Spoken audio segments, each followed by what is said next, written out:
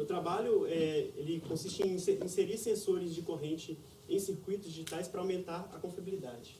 Para isso, eu criei um fluxo de projeto automatizado.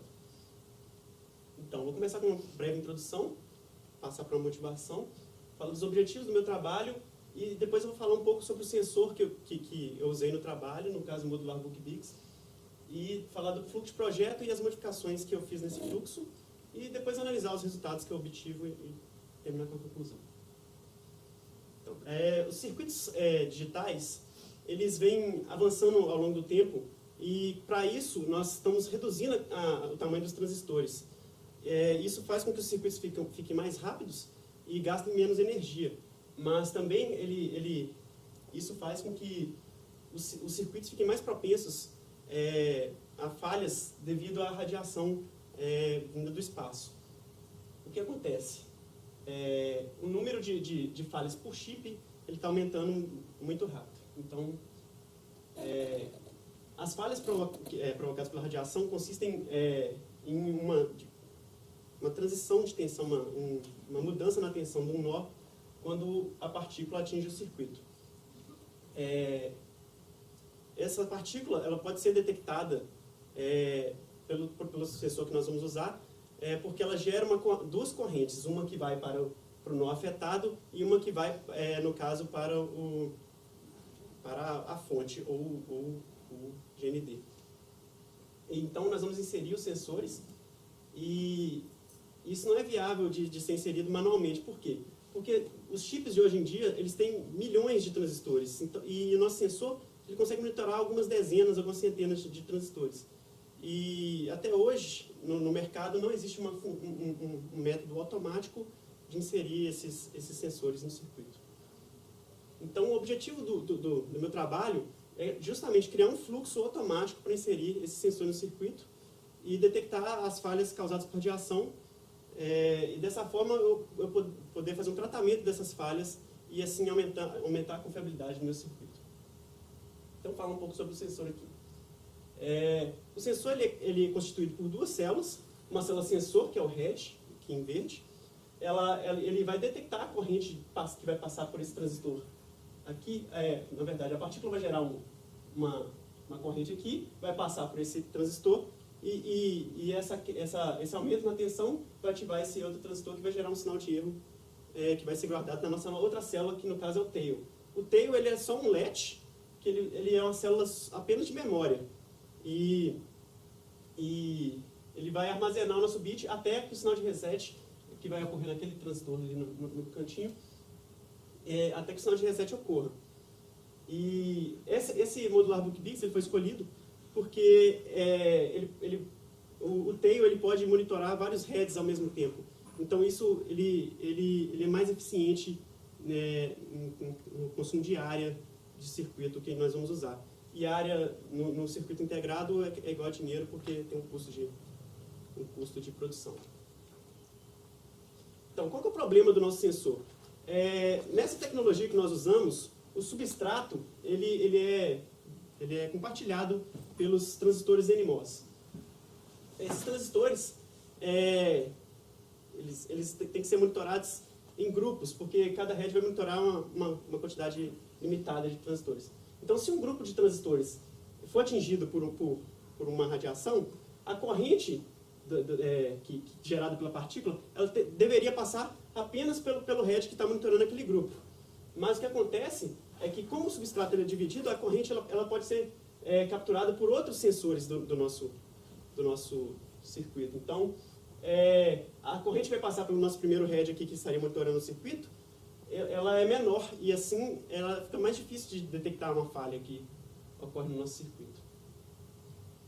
Então, para isolar os nossos grupos de transistores, nós vamos usar a técnica chamada de Triple L.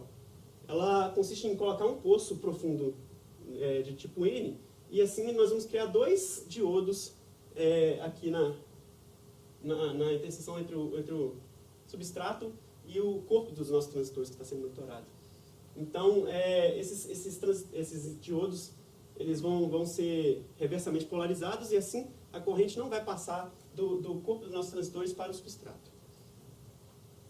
Para podermos usar essa técnica de Triple L, nós tivemos que elaborar uma biblioteca com essa técnica de Triple L. Então, aqui na direita, nós vemos um inversor da IBM, e na esquerda nós podemos ver aqui um inversor feito com a tecnologia Triple L. Também foram feitos nessa biblioteca outras portas lógicas, como a NIND2 e um NOR2, e também um flip-flop com 7 reset, para poder utilizar na síntese da ferramenta. Pode notar aqui que o poço P aqui, nesse ponto aqui, ele teria que ser fechado aqui em volta por um poço N ou L, igual aqui na figura. Ele tem que ser fechado. Isso vai ser feito numa etapa posterior para economizar espaço, porque as células vão ser agrupadas no mesmo poço, e se a gente separasse as células, ela ia gastar o dobro de espaço. Então, no nosso fluxo de projeto, nós vamos utilizar a nossa biblioteca para fazer uma síntese. Para isso, nós temos que caracterizar a nossa biblioteca antes. Então, nós vamos dizer à biblioteca à ferramenta de síntese o que as nossas portas lógicas fazem, quais são os comportamentos, qual é o delay, qual é o consumo de energia. Então, na síntese, nós vamos pegar um código HDL e nós vamos transformar ele em uma netlist, que consiste nas portas lógicas que são usadas pelo circuito e na ligação entre essas portas lógicas.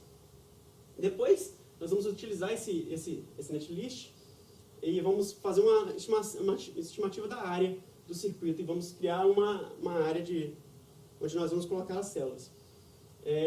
Essa etapa é chamada de floor planning. Nessa etapa também são colocados, são definidos onde ficam os pinos do circuito e onde mais ou menos ficam os módulos do circuito para a gente colocar as células de maneira mais organizada. As células digitais que nós vamos utilizar, elas ficam dentro dessas áreas chamadas de RAW. E elas não vão ser colocadas, por exemplo, na interseção entre dois RAWs aqui. Então, na etapa posterior, nós vamos inserir as células padrão que nós criamos na biblioteca nesses RAWs e na próxima etapa nós vamos fazer um roteamento dessas células com os mesmos dados que a gente tirou da netlist da síntese. Então, mas onde que nós vamos inserir nosso sensor nesse fluxo? Nós vamos inserir ele logo após a etapa de placement. Por quê? Porque nessa etapa nós temos dados de localização das células no nosso circuito. E por isso nós podemos agrupar células com a localização delas. Nós podemos agrupar células que estão próximas umas das outras e não, por exemplo, uma célula desse lado aqui que estaria ligada com uma célula do outro lado, e nós teremos que modificar o placement. E a ferramenta de placement já faz uma otimização para a gente. Então, nós vamos utilizar dessa otimização da ferramenta, que é muito poderosa, e aproveitar dessa otimização que ela já faz para a gente. Então, nós vamos pegar essa etapa do fluxo até o placement, e nós vamos utilizar ela no nosso fluxo criado. Logo após a etapa de placement, nós vamos inserir os sensores de head no meio do grupo aqui, e cada head aqui vai também servir como um isolante entre os poços. Por exemplo, esse poço desse grupo aqui, ele é isolado do poço do grupo de lá, que é monitorado por um outro head. Depois que inserimos os heads, nós vamos inserir os tails. E os tails são inseridos na extremidade de cada row, e os tails de cada row vão monitorar apenas os heads daquele row. E depois dessa etapa é feito o roteamento. O roteamento aqui também vai incluir o roteamento entre tails e heads e as células que estão monitorando. Os heads vão ser ligados no book dos transistores e dessa forma fica um pouco mais fácil de fazer, porque a ferramenta vai fazer o roteamento para a gente não precisa programar cada roteamento que vai acontecer. Então, para agrupar os nossos transistores em grupos, né,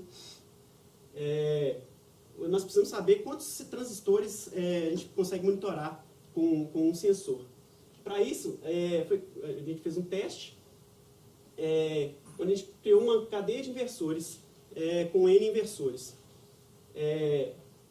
Aqui a gente pode ver que a gente inseriu aqui no antepenúltimo inversor uma fonte de corrente entre o dreno do transistor que vai sofrer a falha e o bulb do transistor que é aqui. Isso vai fazer vai permitir a gente a simular uma falha no nosso sistema.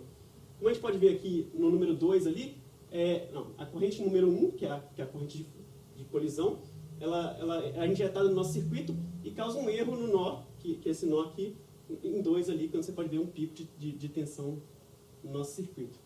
Esse pico de tensão, ele foi escolhido com um valor justamente necessário para que esse erro se propagasse pelo circuito. Então, esse valor foi exatamente o valor que a gente precisava para ver a saída ali da cadeia em vermelho, ali no número 3, sofrer também uma oscilação de erro.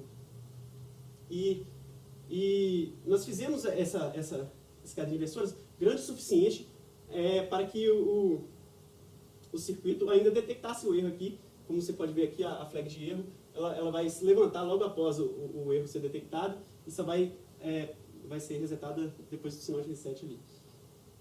Então, nós fizemos essa cadeia o grande o suficiente para que o erro fosse detectado, mas se a gente inserir um transistor a mais nessa cadeia, o RED ele não vai conseguir mais monitorar essa cadeia inteira e ele não vai gerar o sinal de erro. O erro ainda vai acontecer, mas o RED ele não vai conseguir levantar o sinal de erro ali para a gente, porque a capacitância dos transistores monitorados vai ser muito alta. Então, para ter um parâmetro assim, para a gente utilizar de referência, nós criamos o Betamax, na verdade. O Betamax é o quê? É o número de transistores que nós conseguimos colocar na cadeia antes de ocorrer uma falha, vezes a área do gate do inversor. Por quê? Porque a área do gate do inversor ele tem uma relação aí com a capacitância do transistor que está sendo monitorado. E esse parâmetro de área do gate também vai ser usado para fazer um peso das células na etapa de placement dos heads. Então, como é que foi inserido os heads? A cada célula foi atribuído um valor de peso para os transistores PMOS e para os transistores NMOS. Esse valor é a somatória das áreas dos transistores, no caso de PMOS ou NMOS, dependendo do peso. E nós vamos inserir, no primeiro algoritmo, nós vamos inserir os dois heads, o head NMOS e o PMOS, logo após um dos valores do grupo ultrapassar o valor do nosso máximo a ser monitorado. No caso aqui eu dei um exemplo com máximo de 10, e a gente pode notar que se a gente inserir o NOR, essa porta NOR, no nosso grupo aqui, o valor do PMOS aqui, ele vai ultrapassar 10. Mas o valor do NMOS não ultrapassa. Mas o que a gente faz é aproveitar que tem uma área abaixo do RED PMOS, e nós já vamos inserir um RED NMOS aqui e formar um novo grupo de células monitoradas. Mas a gente viu que isso ficava meio restrito, porque nem sempre vai ser só um dos REDs que vai estourar sempre. No caso aqui, o PMOS ele é sempre maior do que o NMOS. Mas na tecnologia isso pode não acontecer. Então a gente criou um parâmetro alfa para que nós pudéssemos escolher quando é que a inserção dos heads fosse feita junto. Então, o que acontece? Aqui, com alfa igual a 1, então, a gente vai sempre só vai inserir o sensor na cadeia se o valor de beta fosse ser ultrapassado. No caso aqui, a gente vai inserir só o PMOS na parte de cima, e o NMOS ele só vai ser inserido depois que ele iria ultrapassar somente aqui, na inserção dessa porta. Então, nós deixamos mais flexível. Se a gente mudar o valor de alfa aqui, a gente pode permitir a ferramenta a colocar esse sensor NMOS para trás ou deixar ele do jeito que está. Então, aqui está um exemplo do nosso circuito criado. Podemos ver que a distribuição de portas por head aqui, cada head vai monitorar a parte da esquerda, a esquerda dele até o outro head. E foi inserido aqui somente sensores na mesma posição. Foi utilizado, no caso, o primeiro algoritmo. E nós podemos ver que foi uma distribuição bem uniforme até a partir dos heads aqui. E no final a gente fez uma análise da sensibilidade da área dos circuitos criados, porque a área aqui é o nosso fator mais importante em questão de custo. E nós notamos que a sensibilidade do sensor ela vai ser muito importante nosso algoritmo. Por quê? Quanto mais transistores o nosso RED puder puder monitorar, menos heads a gente vai ter e menos área a gente vai precisar monitorar. Então isso aqui pode servir de parâmetro para pesquisas futuras e pesquisas no caso da acessibilidade do nosso sensor. E a gente pode colocar, por exemplo, um ponto aqui que a gente precisa de chegar para ter uma área que a gente ache que é relativamente boa. E também fizemos uma análise do impacto do design do circuito no nosso aumento de área. No caso aqui, o circuito ele tem um impacto mediano no aumento de área, mas nós podemos notar que não é a quantidade de células ou de transistores que faz o impacto, porque os circuitos da esquerda, eles têm mais transistores, mas podemos ver aqui que no meio do caminho ele tem umas oscilações. Então, na média, a gente pode saber o que é um aumento de área para uma determinada sensibilidade. No caso aqui foi uma sensibilidade de 40 transistores. Aqui a média deu mais ou menos 28%. Então, na média, a gente pode saber uma sensibilidade, mas o design ainda tem um impacto no nosso aumento de área. Então, para concluir, a gente criou uma biblioteca de células Triple-L para ser usada aqui. E essa biblioteca ela é necessária para utilizar o nosso sensor, porque sem ela a sensibilidade do sensor iria cair muito, não ia dar nem para monitorar algumas dezenas de transistores. E a nossa área ia aumentar demais. Os sensores usados no caso modular Bookbix, eles se mostraram bastante eficientes e caso os heads eles tenham uma sensibilidade grande o suficiente, o aumento de área pode ser até de 10% ou 15%, dependendo aí dos parâmetros que a gente conseguir atingir. O fluxo mostrou uma aplicação viável, porque eu consegui sim, incluir os sensores no nosso circuito, e esse fluxo ele pode servir de parâmetro inicial assim, para uns fluxos mais avançados que utilizem técnicas, por exemplo, de timing, de clock tree synthesis e também de consumo de energia, talvez. E muito obrigado pela atenção.